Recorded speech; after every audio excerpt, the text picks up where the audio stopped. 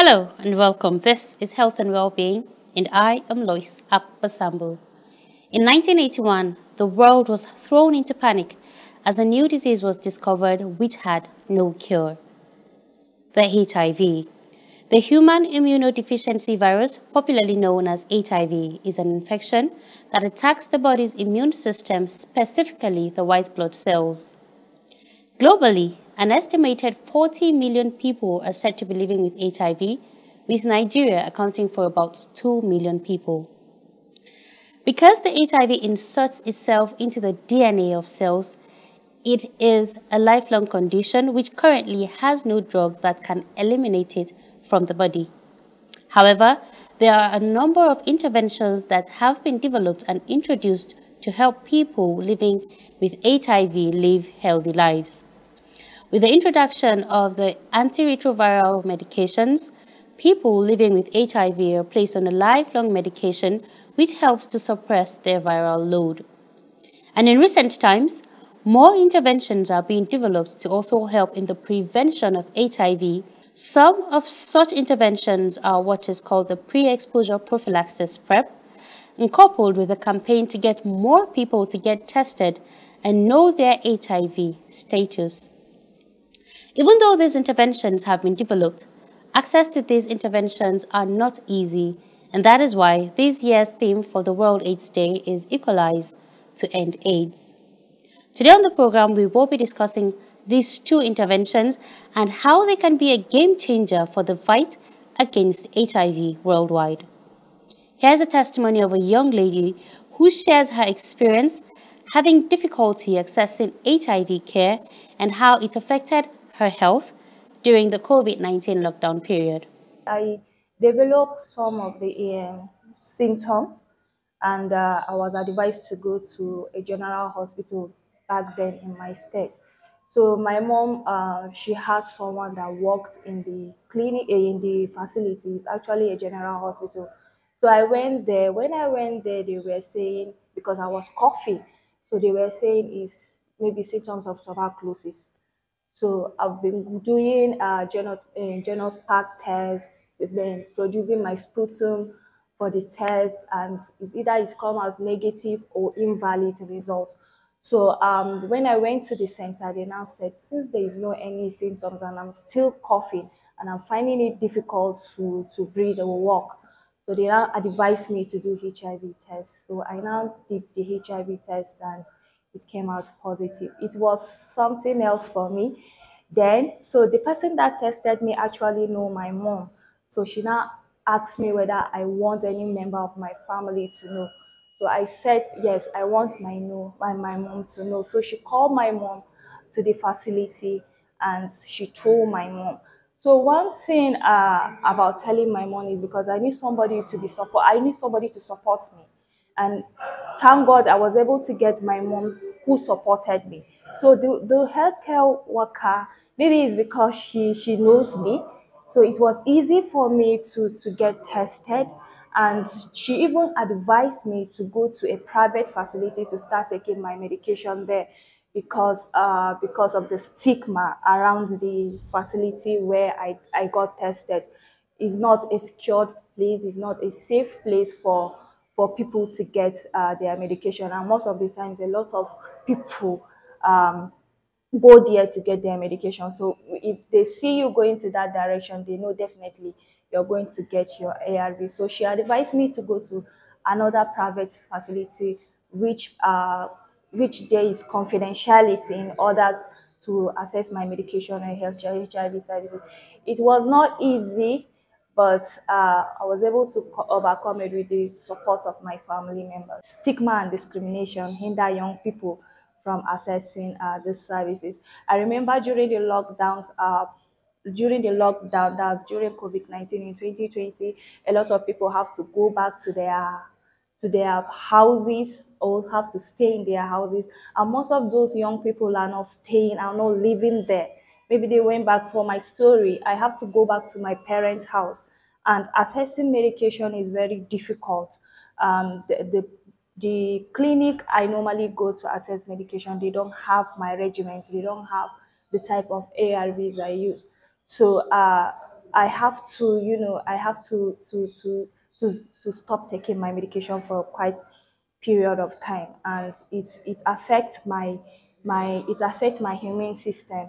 It even leads to asthma. I was having it difficult to breathe. I was not able to breathe, and I have to go to a medical clinic. And during that time, if you're having difficulty in breathing, they will now isolate you and said it's COVID-19 symptoms and all that. But I was able to gather courage and even go to the clinic. On my way getting there, I was privileged to meet a family doctor, and I was diagnosed, and they said it's asthma. Definitely it's because of the way I'm skipping my medication, and it leads to another core infection.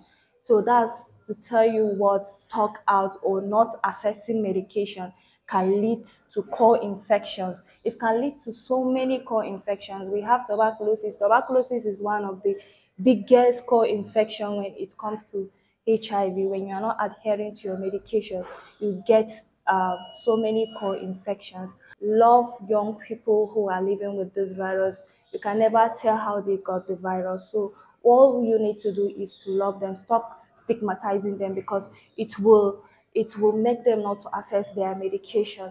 And also, and make sure the ARVs or the HIV services are available.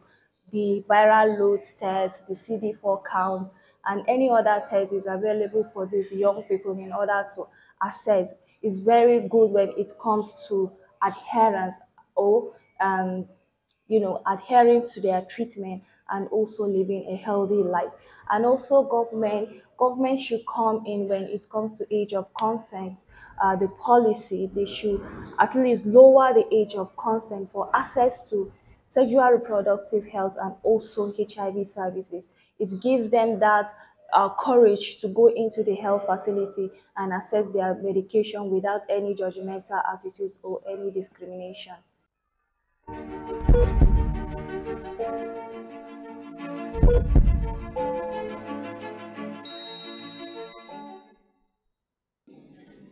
So today on the program, we're being joined by Mr. Onyekachi Onumara, who is the Technical Officer, Prevention and Community Services at the APIN Public Health Initiatives. Mr. Onumara, welcome to the program. Thank you very much. And it's nice having you here. Yes, so we're talking about HIV and AIDS, and today is World AIDS Day. And talking about interventions so far, AIDS is not a new topic to us at this side of the world, or worldwide anyways. For years, we've been living with HIV, AIDS. And this year's theme is Equalize to End AIDS. And when we talk about equalize, we talk about equalized care, equalized treatment, interventions. And just like I said in the intro, HIV AIDS does not have a cure, but there have been interventions that can help people living with HIV live healthier lives. Yeah. But of recent, new interventions have been brought. I know when HIV, in the peak of HIV, there had always been advocacy for, is there a way that we could get a vaccine? Is there a way we could get a vaccine so that everybody just protects him or herself against it? But it seems to date we're still yet to find one. But prevention measures have been brought in place, which could, I don't want to go off, but could serve something close, not a vaccine anyways, and that's pre-exposure prophylaxis. Yeah. And when we say pre-exposure prophylaxis, it sounds so large, so confusing, the X and the I and the S's inside the word. But I'd like you to just break it down for us in layman's terms. What is pre-exposure prophylaxis? All right, thanks for having me here. There have been several interventions, like you said, in the past as global response or national response to the HIV and AIDS pandemic. Pre-exposure prophylaxis, PrEP, P-R-E-P, PrEP. It's a drug or drugs that are used to prevent one from contracting HIV. We are looking at those who are at high risk of contracting HIV. As much as we know that we are all exposed, or we all have there's a possibility of anyone getting HIV, yet there are some people who are at higher risk of contracting HIV than others. And these people are at the high population of those who have HIV currently. This set of people include people who inject drugs, injecting drug users. Injecting drug users, I mean those who share needles. They also include sex workers. They also include men who have sex with men. They also include young people like you talked about and all that. And not forgetting discordant couples. I am HIV positive, my wife is HIV negative. And because these persons are at high risk of contracting HIV, we can prevent them from contracting HIV by placing them on PrEP, this pre-exposure prophylaxis. This drug will ensure that they don't contract HIV in as much as they are highly exposed. Remember, you have to get the infection to come. You have to get the infection first to come to the disease. So what we are trying to do here is, as much as we are doing so much with antiretrovirals to take care of those who are positive, we should also be looking at those who are not positive, keeping them to remain negative. So anybody who is going to take PrEP must be somebody who is negative, because we are trying to prevent this person from becoming positive. So those who are at high risk of contracting HIV, those who engage in high risky behaviors, people who have multiple sex partners, people who have sex without protection, condoms, often, people who have a person who has STI in the last 6 months, these persons should be placed on PrEP, or should be advised to be on PrEP. If they are on PrEP, the chances of them contracting HIV has been reduced maximally. So most research have shown that for persons who are on PrEP daily as prescribed, that they reduce their chance almost about 80 to 90%. That's quite huge statistically. That's quite, nothing will be 100%, but that's quite huge. I heard you talking about the game changer, but there are challenges around PrEP. I'm sure they will come up in the course of our discussion. Okay, so how does PrEP work? Because, okay, PrEP is a medication, yeah, given to people that are negative. Very important for people to know that it's for people that are negative. So how does it work? Okay, the science there is that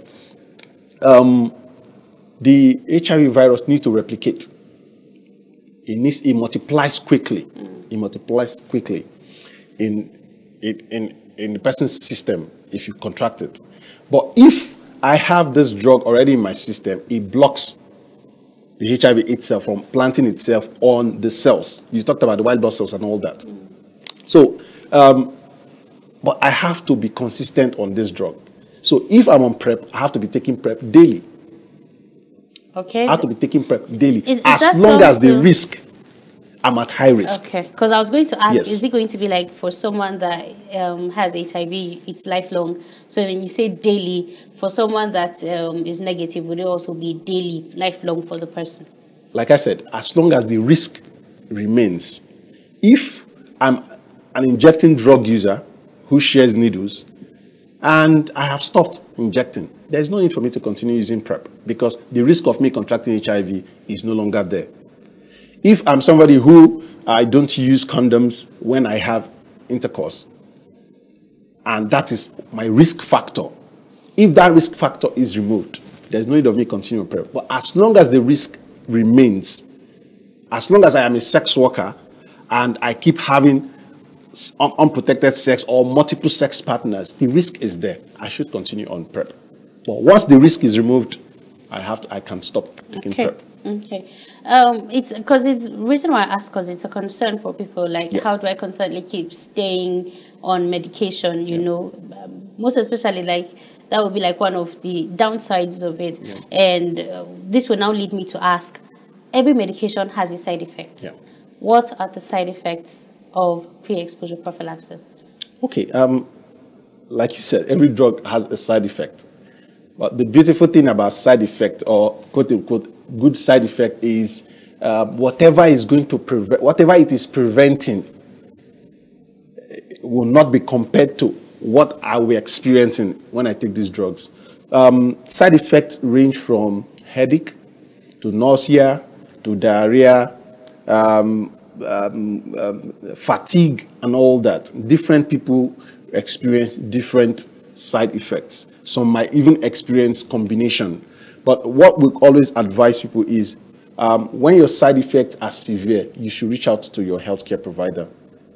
Your healthcare provider either had to stop you from using it or change whichever drug you're taking, because there are different type of PrEP. There are those that are injectable, there are those that are pills, and recently they're also looking at I think you mentioned Mosaic in the course of your, yes, they are doing quite a lot. They are looking at a vaginal ring that can be inserted, especially they are looking at the female sex workers in this part now, who might have difficult or challenges taking tabs every day or thereabout. And also the injectable one is also in a new one that's coming on stream.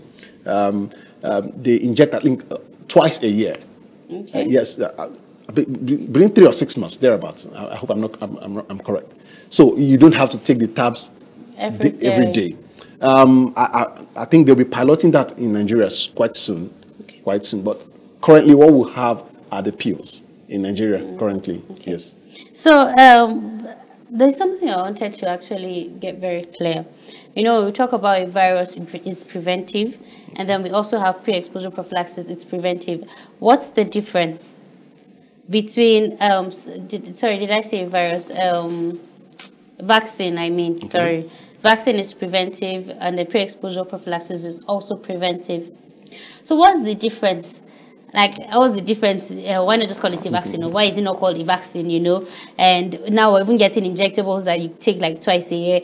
You know, it's beginning to look so similar to vaccines that you take maybe 3 times a year. And then, you know, so like, what's the difference? The traditional vaccine that we used to have before now is it gives you a mild form of that virus. I think they use the word attenuated. That is, say, for example, the HIV virus, it has been weakened to a point that immediately is introduced to your system for the first time. Your immune system responds to it, recognizes it, and keeps a memory. Remember, because it is weakened, they can easily destroy it. They can easily destroy it. When they destroy it, they keep a memory of it in the system. So that any day the real HIV itself comes into the system, they say, we have dealt with this guy before.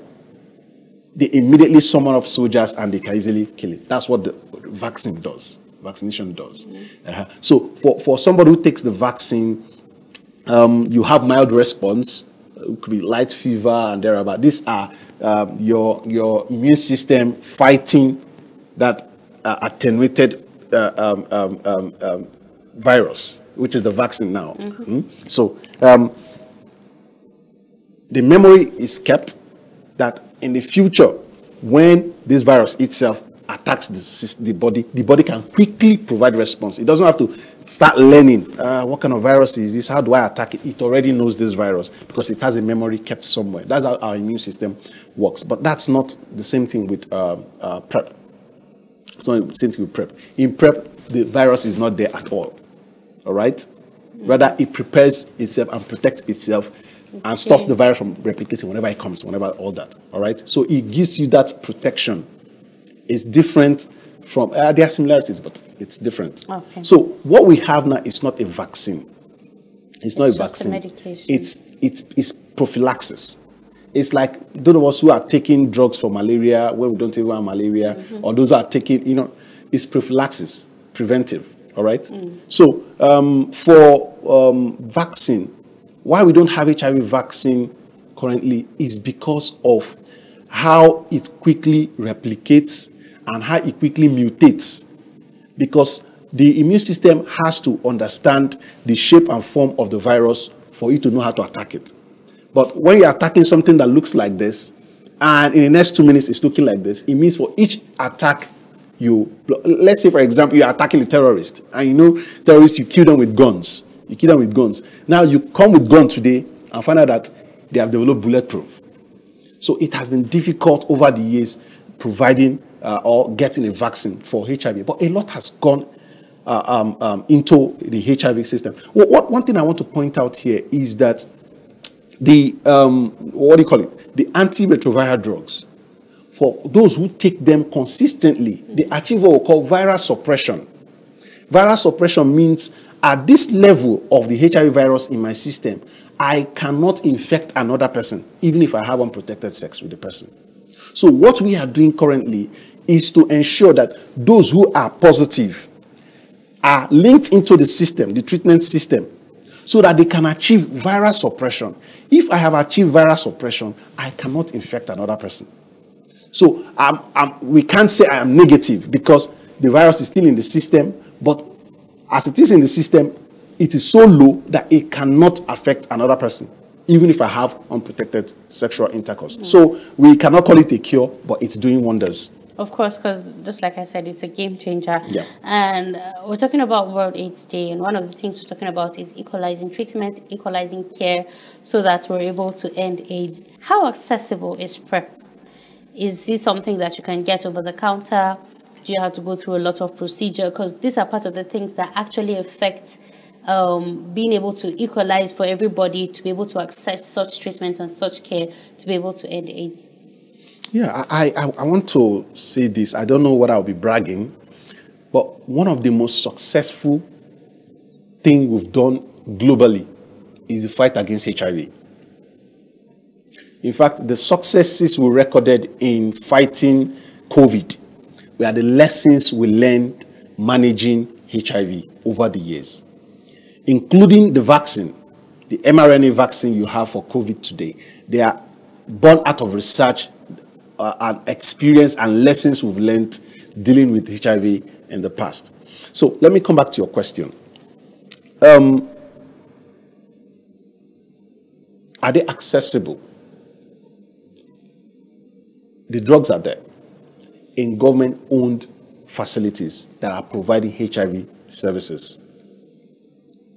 In private sector, just like the same way you may not have your ART drugs in private facilities, same goes with the PrEP and all that. So, but for government facilities that are providing HIV services, you have PrEP there. Because before now, we are using PrEP for discordant couples. Discordant couples, what I mean is I have HIV and my wife don't, or I am positive and my wife is negative. Because we cannot say, okay, we can break this marriage, sorry. So my wife don't contract HIV, she has to go back to her village and I deal with my HIV. Because we know you cannot stop sexual intercourse between these two people. Remember, because my wife is negative, she is at high risk. The same with the population I talked about. She has to be on PrEP. She has to be on PrEP. So PrEP initially was actually for discordant couples. But with research, we find out that it can also help others who are at high risk. I've mentioned the group of people who are at high risk. So it's accessible. It's available in government facilities, especially government facilities that are supported by donor funds and government facilities that are providing HIV services. It's available there. What is lacking majorly is information and awareness.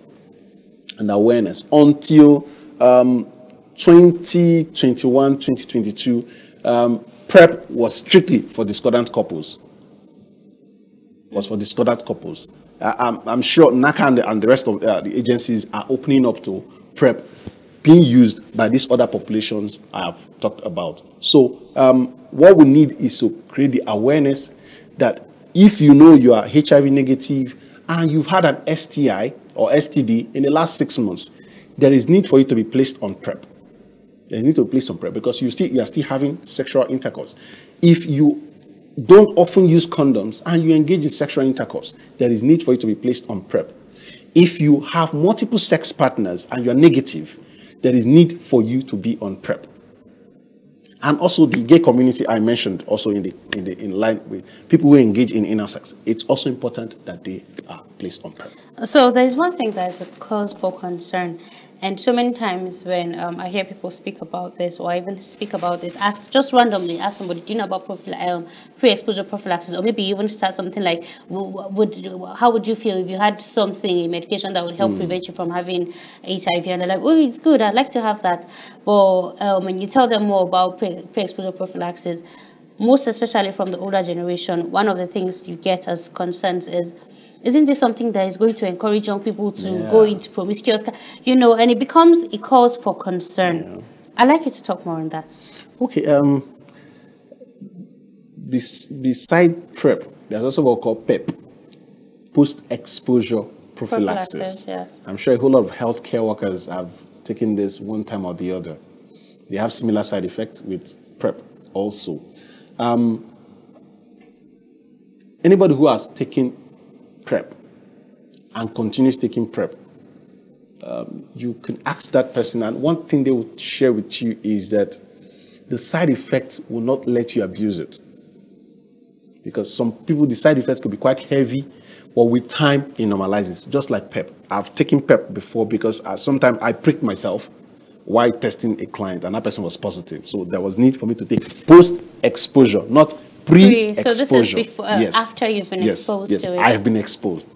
I've been exposed. So it's like the same thing arguments people have made over the years of, if condoms can prevent HIV, so we are telling everybody to go promiscuous.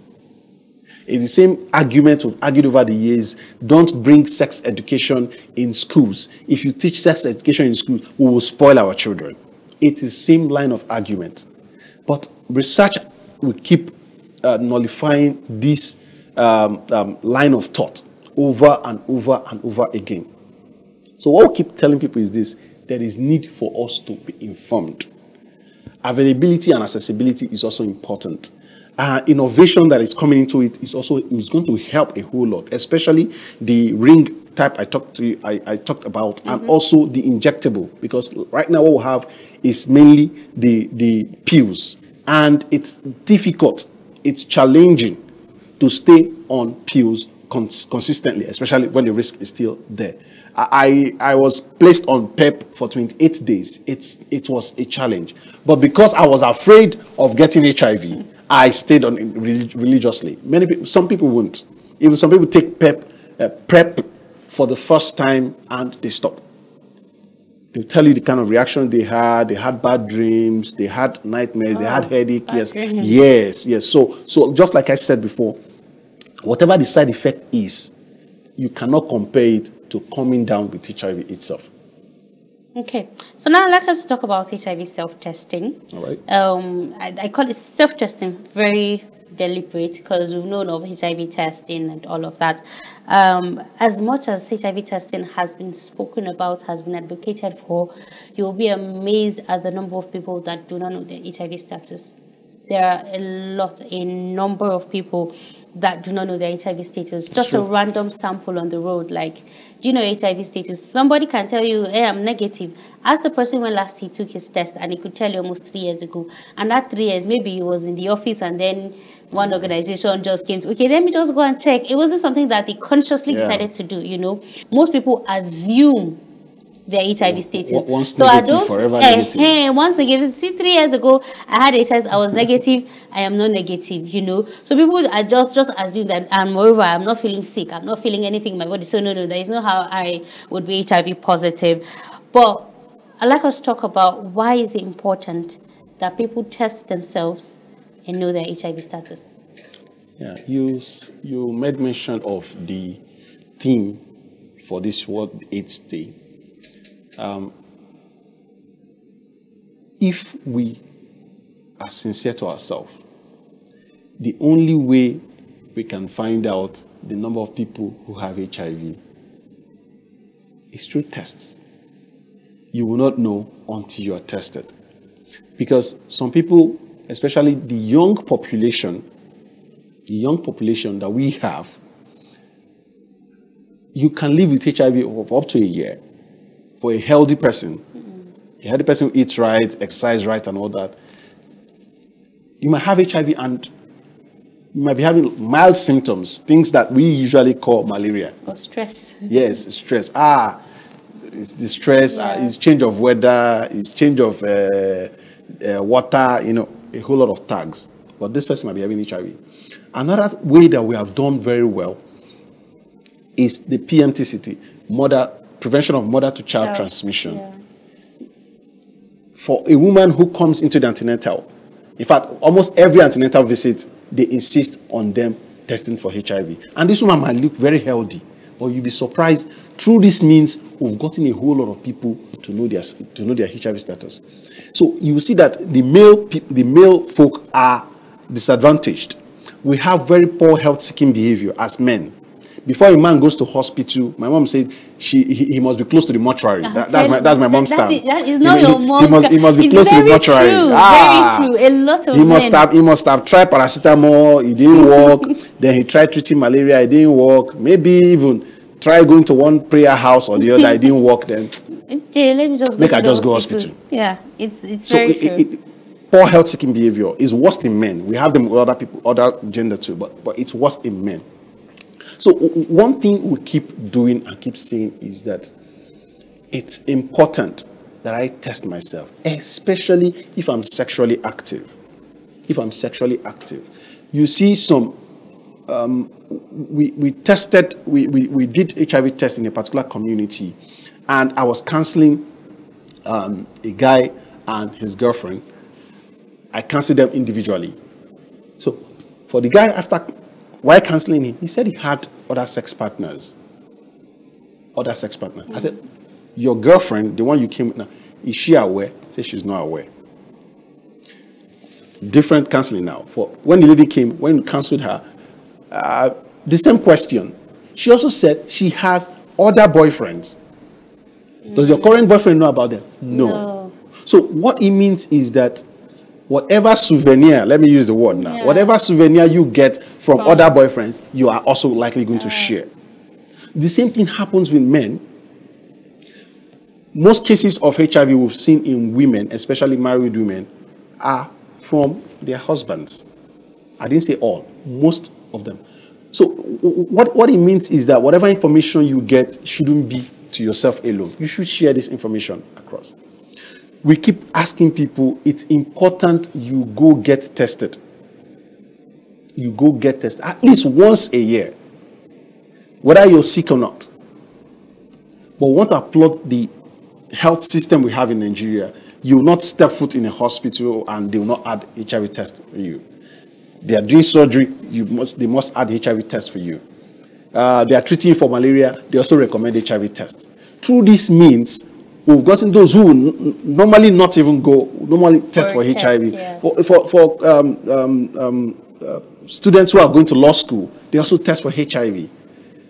Through this means we've got a whole lot of people who ordinarily wouldn't have. So we should keep being innovative about ways of inclusiveness, of bringing HIV, integrating HIV into different kind of health checks and all that. For outreaches that we've done several times in communities, some people got to know their HIV status through that. So what you ask yourself is, if I'm sexually active, especially if I don't use condoms, sometimes, do a survey, ask 10 people who are sexually active.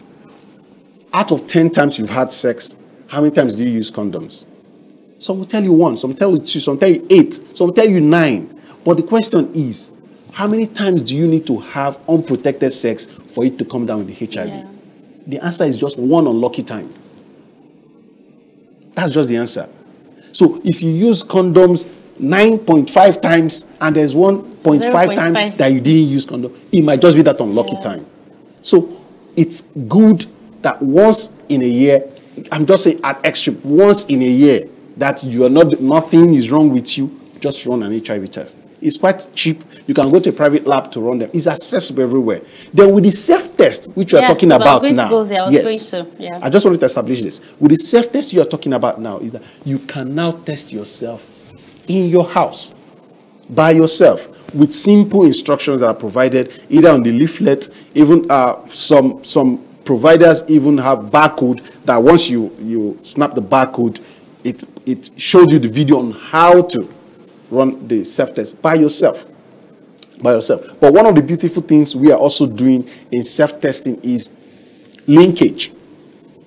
Because if I test myself and I'm positive, what next what should I do next? Yes. So most of those who are providing self-test, like my organization providing self-test, we also provide you phone numbers you could call that if you test positive, we have to retest. We have to retest. Just to confirm, yeah? Yes, using the national algorithm. We don't start you on drugs because you said you tested and you tested positive. Even if you come with the result itself or the kit itself you used in testing, we still have to put you on the national algorithm, use determine, use Unigold, use StartPack if they are discordant to break the tie and all that before you're placed on treatment.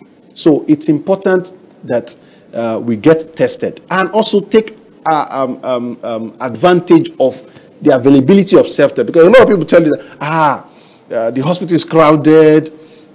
Some other persons also who don't have access. For example, the communities I mentioned earlier, female sex workers who might feel the society will judge them, people will stigmatize against them for who they are, for whatever they do and all that. People who inject drugs who will feel that they will be called junkies when they go to the hospital. They can access self-test. Some NGOs like ours is providing services for this category of persons in the different states where we intervene.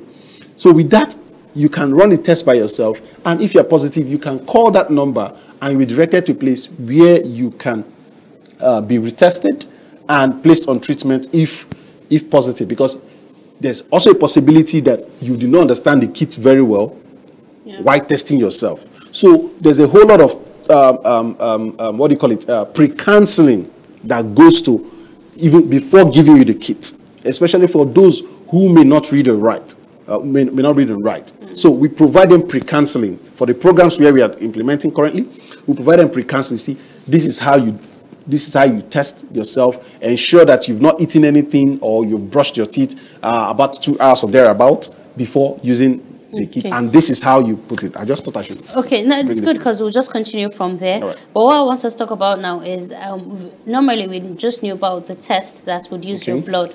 And now we have different types of test kits. Yeah. I know there's an oral test kit. Yeah. And that one has also been a cause. Yes, an oral self-test kit that you use from your mouth, and then the blood self-test kit. I'd like you to tell us the difference between the two, and just tell us more about them. All right. The oral self-test kit use similar principle with that of the blood.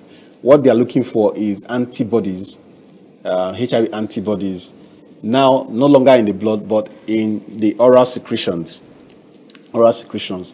Antibodies are chemicals that are produced by the body in response to an antigen. An antigen is an infection or a foreign body that comes into our system. Our body produces a counter chemical. Yeah. Let me just put it that way. So this antibody is specific for specific antigen. That is, if there is a HIV antigen or HIV foreign body, there will be a specific antibody for HIV. There are no antibody working for several antigens. It's one antigen plus one antibody against one antigen. So if we pick HIV antibody in my system, it means HIV is present. All right? Because the body will not just stay and produce HIV antibody. There must be HIV for it to produce HIV antibody. So what this test kit is actually picking up is antibodies, HIV antibodies.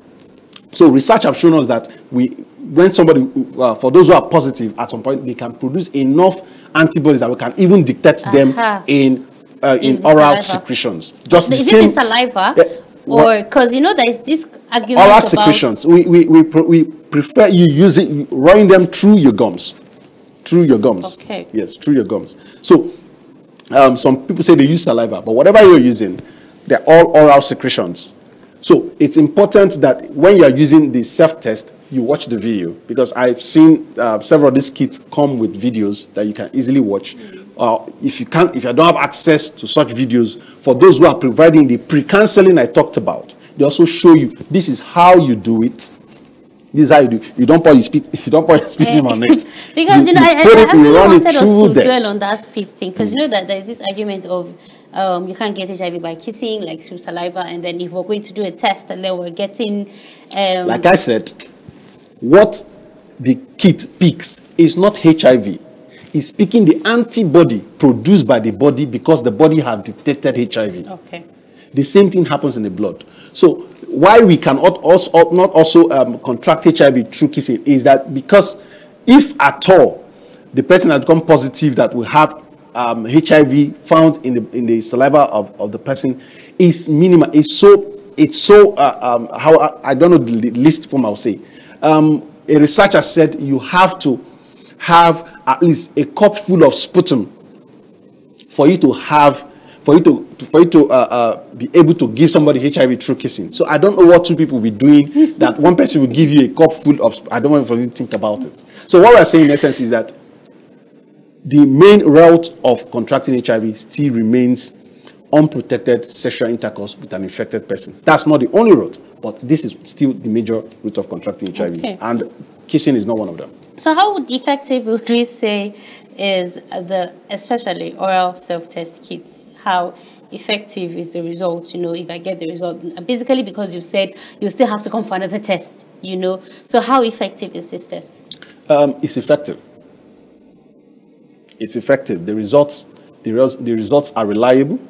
The results are reliable. But one thing we do, because you are doing this test in your house by yourself, remember, self, not a healthcare provider. Mm-hmm. Not a healthcare provider. Well, in self-test, there are those who call assisted and non-assisted. Mm-hmm. There are those who call assisted and non-assisted. Some people could do that by themselves. Some can do it with an assistance of a healthcare provider or somebody who have been learned. But whatever be the case, the robust HIV system that we have in Nigeria and globally will still insist that we confirm this test. When we do our community outreaches and we get positives, when they get to the facility, before they start them on drug, they still confirm that they are positive. Do another test. This double check system have helped us to remove false positives. False positives. Okay. Whatever reasons, there are so many things that could cause false positives. It could be that I read it wrong. I have eye problem. I saw one. I thought I saw two lines and all that, and I've already started killing myself and all that. So it's important we inform whoever is going to use the self-test kit. Look, whatever the result is, especially if the result is positive, please, it is when you get to the facility that we can confirm if it is positive or not. Okay, so what about false negatives? It's that's not dangerous. No, it's not like it's less dangerous than the other. What we keep saying is this: if you have done a test and it says you're negative, especially when you know in the last 3 months you've had unprotected sexual intercourse, there is a cause for repeat after 3 months. Okay. We've always advised there's a cause for repeat for 3 months. Remember, for those who are at risk, okay, in the last 3 months I've had unprotected sexual intercourse, or in the last 6 months I've had an STI, and I run this test and it says it's negative, whether it's false negative or the right negative, whatever it is, if I repeat it in 3 months' time, there's a possibility of me knowing my right status after 3 months. Okay. After 3 months, because there's the likelihood of you repeating the same mistake after 3 months is quite minimal. Yeah. So talking about access and talking about equalizing, I've heard you so many times talk about your organization and then get self-test kits to people and all of that. What more are you doing to make sure that people actually know more about the self-testing? Because quite a number of people, you would still be surprised that quite a number of people don't know that you could actually test yourself by yourself. Most especially for people that are even scared of having to prick themselves, So the oral self-test kit actually does help. What are you doing to create more awareness and also make this self-test kits accessible and available to people? Okay, APIN Public Health Initiative, we are implementing, or we've been implementing several interventions over the years, especially CDC-funded projects. Currently in about 5 states of Ogun, Ekiti, Ondo, Plateau, and Benue states currently now. And we are supporting hundreds of health facilities across these states, providing them kits, providing trainings, and all that. We also train their healthcare providers because we are public health organizations. We also have doctors and all the range of public health providers who provide these trainings for these facilities. Now, for the facilities we support, we provide them self-test kits at the facility level. There are also organizations that work with us at the community level. Community level means now they are doing community work. Yes. They are going to the villages to test. They are going to the brothels to test. They are going to the nightclubs to test. They are going to the hotels to test. Not in the facilities now. Because the self-test kit itself was born out of that there are a lot of people that will not go to the facility to test. There are a lot of people who will not go to the facility to test. Okay, why not we provide them those self-tests so that they can test themselves and maybe be linked back to the facility. So we have more of the self-test kits being distributed at the community than at the facility. So the organizations we work with, community-based organizations or CSOs that we work with, they also provide this self-test kits to the community they are intervening for. Say, for example, if we are working with a female sex worker organization, they are testing at the brothels.